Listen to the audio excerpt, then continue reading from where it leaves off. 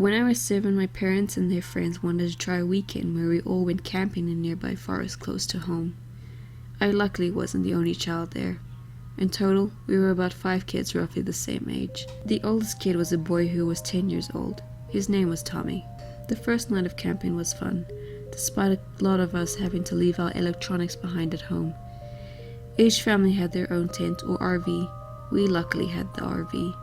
The first night we had an early barbecue, played hide and seek within the area, sat around the fire and listened to the adults tell ghost stories, ate s'mores and got to light sparklers.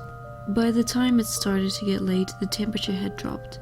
A lot of the kids, including me, went to their tents or RVs and called it a night. I recall that night waking up about an hour or so later because I had heard a noise by the RV's window opposite me. I had a small battery-powered nightlight on beside me, which reflected its light up against the window, clearly preventing me from seeing what I did. What I could see was a man who was not a part of the group. It was a man who was watching me and wore an olive green cap on his head. I remember freezing up, scared for my life. He was watching me. Suddenly, he quickly moved away from the window, and a few moments later, I heard footsteps approach the door. The door opened, and my parents walked in. I told them about the man, and they told me not to worry about it, that I was just dreaming and imagining it all. I insisted that I was awake, and they then shrugged it off as it being someone else in the camp, that it was nothing to worry about. They did lock the door anyway, and when they went to bed, they closed the curtains. Only then could I relax and go back to sleep. By morning, I was convinced by my parents that it was all a dream, and I didn't think twice about it. The day was fun. We went fishing. The other kids and I got to swim in the lake. We had lunch and we got to roleplay as superheroes together. I remember playing as Black Widow, because she's my favorite. But night came again. We ate supper and more s'mores, lit what was left of the sparklers, and we decided to play hide and seek within the campsite again. Being the oldest, Tommy was the one who had to look for us. I recall wanting to be extra clever with my hiding spot and chose to hide underneath my parents' RV. I hid under there for about 10 minutes before I noticed someone walking towards the RV.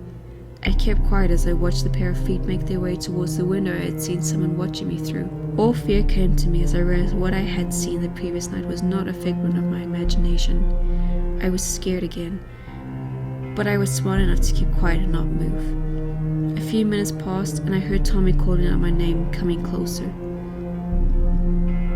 The man suddenly moved away from the RV and walked off, away from the RV and a few tents. I remember crying out of relief and fear and waited for a few minutes to pass. When they had, I crawled out from under the RV and ran to my parents. I started to explain that I saw the man again, and then they took me seriously. The other parents called their kids, and Tommy was the only one who was not showing up. He was missing. Police were called to investigate immediately, and they had found DNA on the RV that did not belong to anyone that was at the camp. They had come across some prints to where Tommy's path ended, deeper in the forest, with a bigger pair of footprints accompanying Tommy's. Tommy or the man were never found. It's been 17 years later and I still have nightmares about the man, about what happened to Tommy and what could have happened to me. We have never been camping since.